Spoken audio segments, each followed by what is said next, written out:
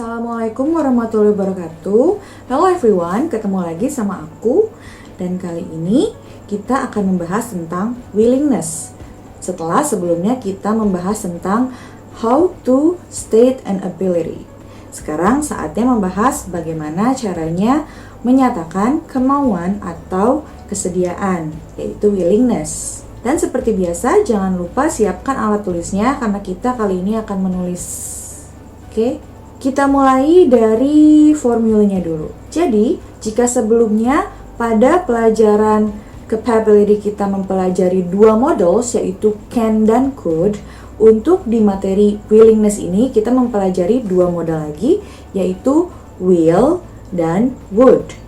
Will dan would ini memiliki rumus yang sama, yaitu subject plus will plus verb 1 atau verb dasar, kata kerja dasar. Begitu juga dengan would. Setelah subject, would, verb 1. Perbedaan dari penggunaan will dan would ini, kalau will itu kan artinya akan ya, dan would juga artinya akan. Udah gitu, di sini rumusnya sama juga. Nah, terus bedanya apa? Kapan kita harus pakai will dan kapan kita harus pakai would? Jadi gini, kalau misalnya kita pakai yang rumus pertama nih, as will plus verb 1, contohnya I will go to school, itu artinya aku akan pergi ke sekolah, dan tingkat terjadinya aku akan pergi ke sekolah itu 90% bahkan lebih. Jadi sudah pasti akan terjadi di future. Tapi kalau kita pakai yang kedua, I would go to school, itu bisa saja terjadi, bisa saja tidak terjadi. Jadi tingkat kemungkinan terjadinya itu bisa lebih rendah dari 60 atau 50%. Selain dari tingkat kemungkinan terjadinya, would juga dipakai untuk membahas kejadian yang sudah lampau. Misalnya ada kalimat seperti ini, I would go to your house when something happen. Aku akan pergi ke rumahmu ketika sesuatu terjadi. Ini kalimat yang sudah lampau. Jadi mungkin kemarin aku mau pergi ke rumah kamu ketika sesuatu terjadi. Nah, itu kan kita membahas yang sudah lampau. Kita pakainya yang would, bukan pakai yang will. Kemudian yang terakhir, ada subject plus be plus willing to plus verb 1. Yang ini artinya bersedia, jadi menunjukkan kesediaan. Nah, di sini kan kita lihat ada be ya. Sama seperti can dan could, pas kemarin kan kita bahas be able to tuh. Be-nya itu kita ganti sama to be kan, bisa are, am, is, was, atau were. Tergantung subjeknya seperti apa dan tenses yang digunakan seperti apa. Begitu juga dengan rumus yang ini, be-nya itu harus diganti oleh are, atau am, atau is, atau was, atau were, tergantung kalimatnya seperti apa. Misalnya kayak gini, I am willing to go to your house, yang artinya aku bersedia pergi ke rumah kamu. Itu berarti aku mengatakannya sekarang karena itu belum terjadi kan. Tapi kalau misalnya kejadiannya udah lampau gitu, misalnya kemarin aku bersedia kok pergi ke rumah kamu gitu misalnya ya. Nah, bahasa Inggrisnya jadi I was willing to go to your house. Nah, itu berarti kita membahas kejadian yang sudah lampau, tapi artinya bukan akan. Tadi kan kalau will sama would artinya akan. Kalau yang willing to artinya bersedia. Aku kemarin bersedia pergi ke rumah kamu gitu. Terus kalau misalnya subjeknya bukan I, misalnya subjeknya she atau he misalnya ya. He is willing to join the competition. Dia bersedia untuk ikut dalam kompetisi. Itu karena subjeknya he, maka be-nya kita ganti dengan is. Terus kalau misalnya kalimat itu kita pakai untuk membahas masa lalu, misalnya dia mau join kompetisi itu tuh udah bulan lalu misalnya.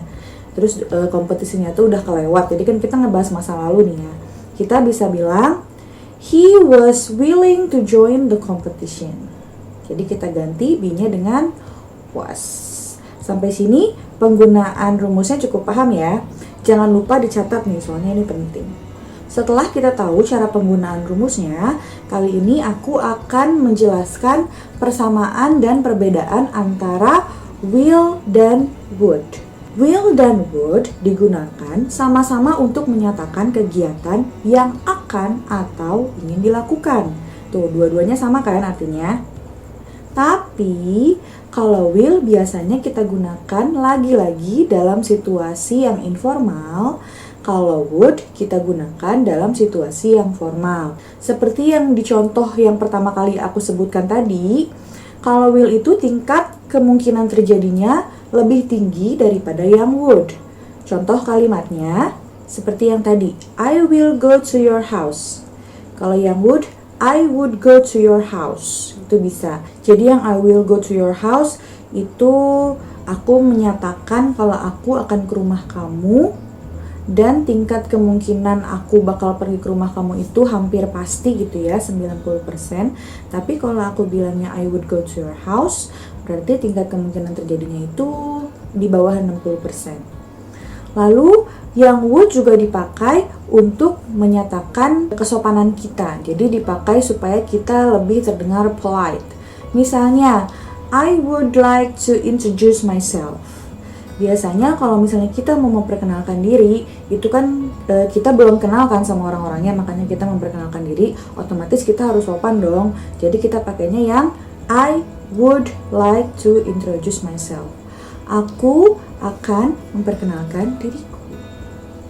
Jadi dalam kalimat yang sopan. Kemudian di sini will bisa dipakai untuk menyatakan kesediaan untuk melakukan sesuatu. Nah, ini tuh rumusnya yang tadi tuh, yang willing to tadi. Karena kan yang rumus ketiga itu kan S plus to be plus willing to plus verb one. Yang itu kita pakai untuk menyatakan kesediaan melakukan sesuatu. Kemudian yang ketiga, will digunakan untuk menyatakan prediksi atau perkiraan. Would juga bisa dipakai untuk menyatakan prediksi atau perkiraan atau rencana. Jadi would itu bisa dipakai untuk menyatakan rencana juga, bukan cuma prediksi atau perkiraan. Tapi bedanya, kalau yang will itu berarti sudah pasti, tapi kalau yang would itu berarti tidak pasti, dia uncertain. Contoh kalimatnya seperti apa? Misalnya, it will rain dan it would rain. Kalian bisa mengatakan it will rain ketika sudah mendung. Berarti kan akan hujan tuh. Kemungkinan turunnya hujan itu mungkin 90%. Pokoknya udah mendung, udah geledek gitu ya.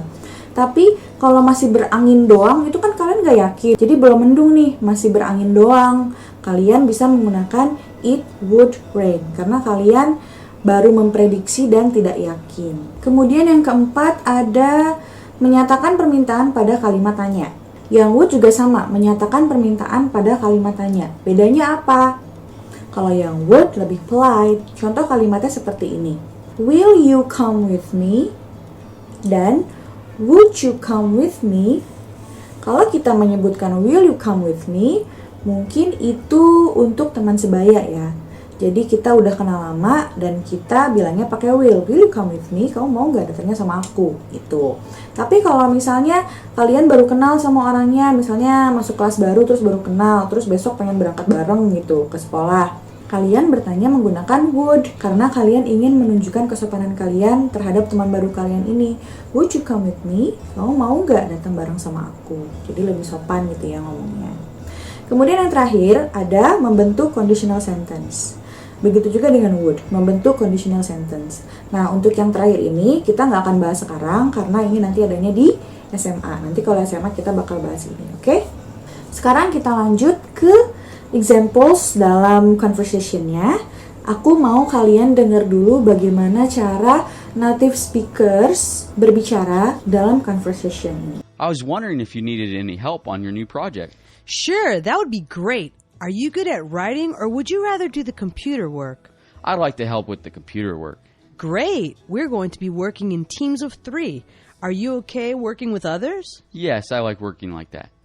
We will begin next Monday. Would you be available then? Yes, I can be there. Well, if you could send me your basic background information before next Monday, it would be very useful. Okay, I will send the information to you. Well then, thanks for your help. Have a great day. Gimana? Tadi pas native speaker yang ngomong kayak kumur-kumur nggak?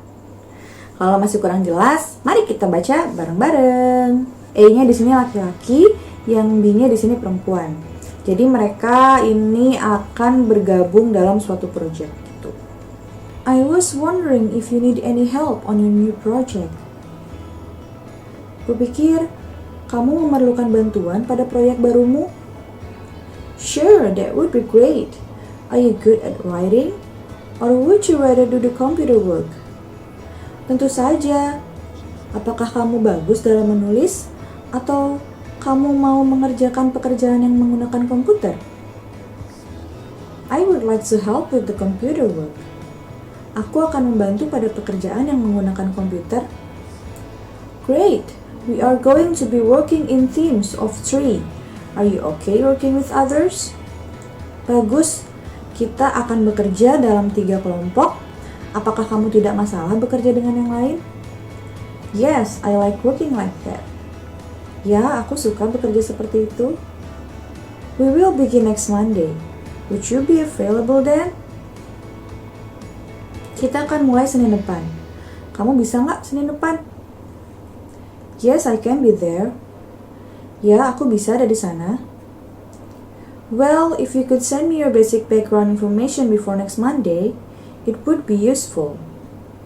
Baiklah, jika kamu bisa mengirimkanku informasi latar belakangmu sebelum Senin depan, itu akan sangat berguna.